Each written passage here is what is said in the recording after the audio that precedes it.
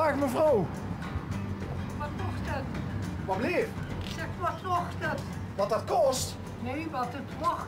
Of wat het wordt? Waarvoor? Renate. Ja. Nou, Ja. de gevel. Kent je het programma? Nee. Ja, goed, ik heb het gezien al een keer. Oké. Maar ik kijk niet zoveel. Ik kijk niet zoveel televisie. Wij maken een programma waar we spontaan door de provincie rijden. Ja. En als we iets zien waarvan we denken van, hé, daar zou een verhaal aan vast kunnen zitten. Dan bellen we aan, doen we een gesprekje. Dat is allemaal heel spontaan, ongedwongen. Ja, dat levert vaak hele leuke uitzendingen op. Nou. Nu wilt u weten wat het betekent. Ja. Ja. Nou ja, ik wil eerst eigenlijk weten, mag ik Renate zeggen? Ja. Renate, ik wil eigenlijk eerst even weten, wat staat er nou eigenlijk? Palabiri Yoyamapa. Oké. En wat betekent het? Het is, komt van de familie van mijn man, van de familie te mij. En het zijn de eerste 2 letters van 8 kinderen. Dus het is Babs, Lau, Wim, Ricky, Jos, Jan, Margaret, Paul. Dus het zijn alle broers en zussen Van- van Lau, Ja, inclusief Lau. ja. Lau is de tweede. Is dat ook in volgorde van leeftijd? Ja. Maar waarom hangt dat dan op jullie Ja, huis? Het heeft op het huis van mijn schoonouders gehangen en toen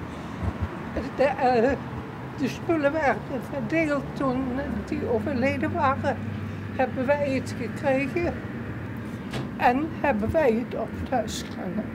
Dat is wel bijzonder. Ja, Dus dat wilde Lau heel graag. ja. En u vond dat goed? Je mocht een lijst maken wat je graag had en hebben wij het opgezet. En ja, goed, die anderen hebben er misschien niet meteen aan gedacht, dus wij hebben het gekregen. Wie het eerst komt, die het eerst Ja. maalt. Ja. En hoe lang hangt het er al? Ja, dat hangt nu hier 41 jaar. Toen wij hier gingen wonen. 41?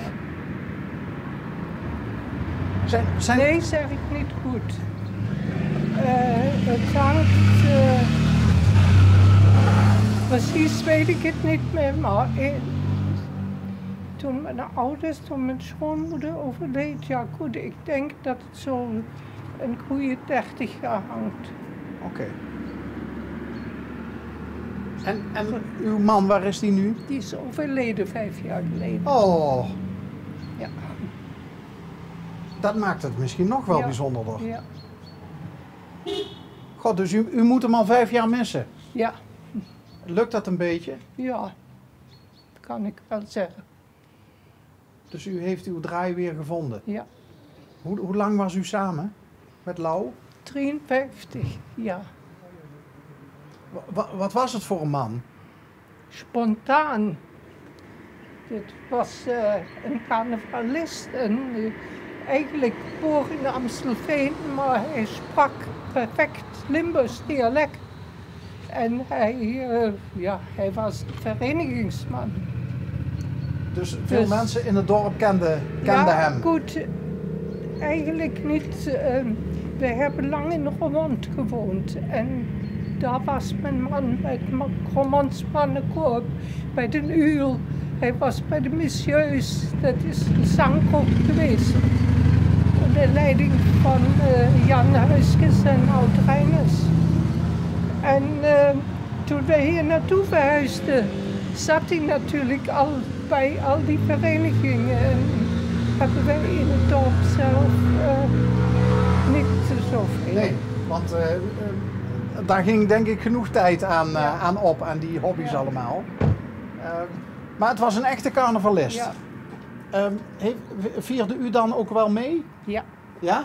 Ik kom wel uit Duitsland, uit Limburg aan de Laan. En goed, de carnaval deden wij ook een beetje anders dan hier, maar De hele familie is carnavalsgek. Van u thuis Ja, uit? alleen mijn zoon niet. Die moet er niks van hebben. Hey, en Buurman. dus, hey buurman. Rudy, kijk uit. Maar u bent een van de weinigen, denk ik, die kunnen zeggen dat ze ooit van Limburg naar Limburg verhuisd zijn. Juist. Ja. En dan bent u blijven hangen aan een Amstelveener. Ja. Ja, de Maar vraag toen dringt... woonde die al in Roermond. Oké, de vraag dringt zich dan op. Hoe hebt u elkaar leren kennen? Ja, dat was een uitwisseling tussen katholieke jeugdbeweging van Limburg aan de Laan en Roermond. En dat hebben ze gedaan na de oorlog om die contacten weer een beetje Te normaliseren. normaliseren. En zo hebben wij elkaar leren kennen. En goed, mijn man, die toen wij verkering kregen, toen wie komt naar wie? En toen hebben we besloten dat ik naar Roermond kom. Heeft hij voor mij gesolliciteerd in Weert. Daar stond een baan bij het was tricotagefabriek Frans Beren vroeger.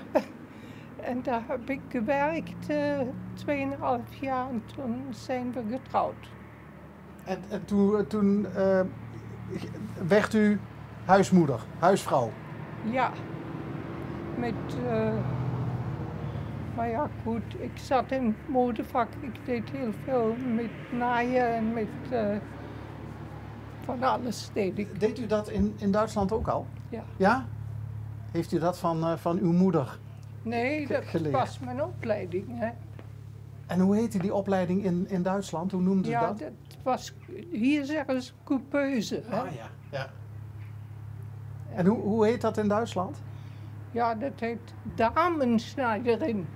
Damenschneiderin. Ja. Wat een prachtig woord. Ja. Damenschneiderin. Dan snij je niet in dames, maar je maakt hele mooie dingen voor vrouwen. En u ging dus werken in die tricotagefabriek, hè? Ja. Dat is ook best een, met alle respect, een ouderwets woord, tricotage. Ja, Wat dat betekent bestaat tricotage? Tricotage, die maakt alles uit tricot. Dus niet geweven, maar gebreid. En dat was ondergoed en dat waren t-shirts en polo's en maakte ook badpakken. Dus een gebreide onderbroek? Ja, onderbroeken die zijn, dat tricotage, dat is een soort gebreid spul. Dat is niet geweven. Kent u het spreekwoord tegen de gebreide box aan gaan leggen? Dat is Nee. een Limburgs gezegde. Nee, Nee? ken ik niet. Dat zegt bijvoorbeeld een man als die zegt van ik ga naar huis toe en ik kruip lekker dicht Oh. tegen mijn vrouw aan in bed. Oh. Ik gewoon tegen de gebreide box aanleggen. Dat komt misschien wel uit die tijd. Ja, goed. Ik ga zou tegen de kunnen. gebreide broek aanleggen. Ja, zo. Hé, maar begreep ik het nou goed dat Lau voor u die baan geregeld had in die Ja. fabriek? Ja. Goh, dus in die tijd kon je een baan krijgen zonder dat je zelf hoefde te solliciteren? Nee, ik moest ik werkte toen in Duitsland ik werkte op de afdeling ontwerp van een Duitse bedrijf en toen moest ik in mijn vakantietijd Op in gesprek. Weert 2 weken komen werken. In uw vakantie? Ja, natuurlijk. Dat is nog eens een werkvakantie. En toen bent u meteen aangenomen. Ja, dan mocht ik komen dan. En toch nog even terug naar dat initiatief waardoor u Lau heeft leren kennen. Wat een prachtig initiatief was dat, om Ja. die katholieke plattelandsjongeren met elkaar in contact te Niet brengen. plattelandsjongen. Katholieke jongeren? Nee, ja, want je had hier de KPJ vroeger Ja. ook, althans waar ik vandaan, daar waren de katholieke Dat heette in Roermond Instuif, was dat, heette dat. Het was ook een jongerenvereniging die dat organiseerde mee. Prachtig woord ook, instuif. Ja. Dat was vroeger, hè? Ja. Een instuif. Mooie herinneringen voor u? Ja, tuurlijk. Maar nu weet u wel heel veel van mij, hè? Ja, nou ja, een laatste. Hoeveel kinderen had u samen met Lau? 2. 2. Eén zoon, had u, dat is geen carnavalist. Nee, En en een dochter. een dochter. En die viert wel carnaval. Ja. Die En is wonen ze nog een beetje in de buurt Ja, van mama? ja. Ja? zoon in Roermond en die dochter in Linde. In Lin. Zo vlakbij. Ja. Dus u gaat, de kans is uitgesloten dat u ooit nog eens teruggaat van Limburg naar Ja, Limburg. dat